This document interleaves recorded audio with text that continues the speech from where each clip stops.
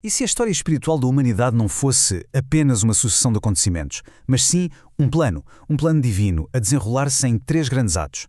É precisamente essa a ideia fascinante que vamos explorar, baseada em O Evangelho segundo o Espiritismo, de Allan Kardec.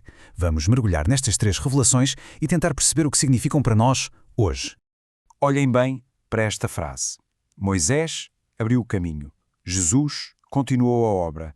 O Espiritismo a concluirá. Recebida lá em 1861, ela é, no fundo, a chave de tudo.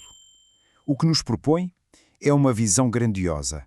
A história como um currículo escolar para o espírito humano, dividida em três fases. A ideia de que nada aconteça ao acaso, sabem? Tudo faria parte de um imenso plano educativo. E claro, tudo tem de começar por algum lado. A primeira grande revelação. A missão de Moisés, nesta perspectiva, foi colossal. Foi apresentar um Deus único a um mundo que se dividia por inúmeras divindades. Foi, no fundo, lançar as fundações de uma consciência espiritual completamente nova. E é aqui que as coisas ficam interessantes. Temos um contraste fascinante mesmo. As fontes descrevem o povo daquela época como sendo super avançado intelectualmente, brilhante nas artes, nas ciências, mas, ao mesmo tempo, do ponto de vista moral, ainda muito cru. Esta dualidade é a chave para percebermos a natureza da lei que lhes foi entregue. Ora bem, para um povo com uma moralidade ainda tão instintiva, a lei tinha de ser algo que se pudesse ver e tocar. É por isso que se fala numa religião semi-material. Usava rituais físicos, como os sacrifícios, para comunicar diretamente com os sentidos. Uma fé totalmente abstrata, puramente filosófica. Seria simplesmente impossível de compreender.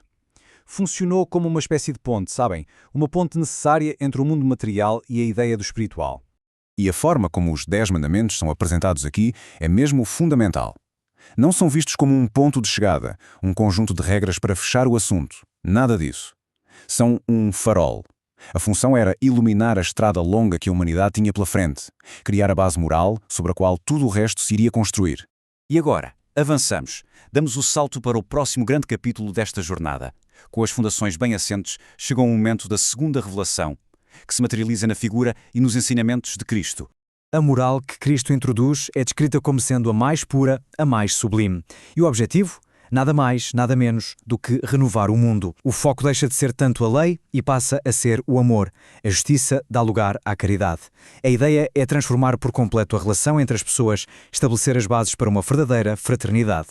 Pois, isto leva-nos a uma pergunta que não dá para ignorar. Se há 2000 anos foi entregue uma mensagem tão pura, tão luminosa, por que é que a história que veio a seguir foi tão marcada por guerras, por dogmas, por tanta escuridão? O que é que aconteceu àquela luz viva? É precisamente essa pergunta que nos traz aos dias de hoje, à era moderna e à justificação para uma terceira revelação. Estamos a falar de um tempo de profunda contradição, um verdadeiro ponto de viragem que anuncia o início de uma nova fase para todos nós. Este gráfico, na verdade, resume a crise do nosso tempo de forma perfeita. O progresso material e científico disparou, trouxe-nos um conforto e umas capacidades que eram impensáveis. Mas o desenvolvimento moral ficou para trás. E é este desequilíbrio, este fosso, que é o grande problema dos tempos modernos. É exatamente neste cenário que o Espiritismo surge. E atenção, não como mais uma religião a juntar às outras, mas como a ferramenta, a alavanca para corrigir este desequilíbrio. A proposta é essa, ser o impulso que faltava para unir, finalmente, o avanço da ciência com a urgência do nosso crescimento moral. A grande mudança que é precisa, portanto não é material, é, na sua essência, uma mudança moral. O espírito Fenelon, numa comunicação de 1861, descreve a revolução que está em marcha como sendo, acima de tudo, uma transformação que acontece por dentro, nas consciências de cada um. E Fenelon detalha os pontos desta revolução. Fala de um mundo abalado, pronto para virar a página. Mas o ponto-chave é este. A mudança não é algo que simplesmente nos acontece. É algo que acontece através de nós. Cada pessoa tem uma missão. Cada pessoa tem um trabalho a fazer. É um apelo à ação, um convite para estarmos preparados. Pensem bem nesta metáfora do grão de areia.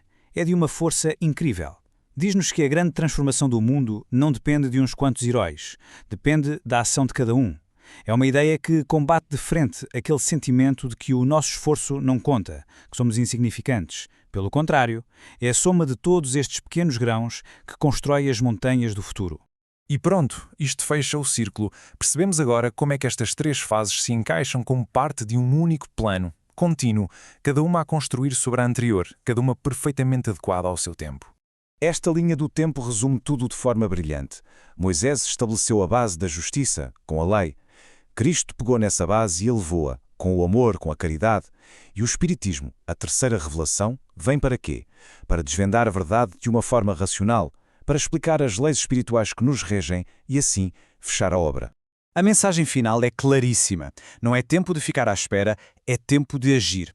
É um convite para sermos apóstolos da paz universal, para marchar em frente com confiança na lei do progresso.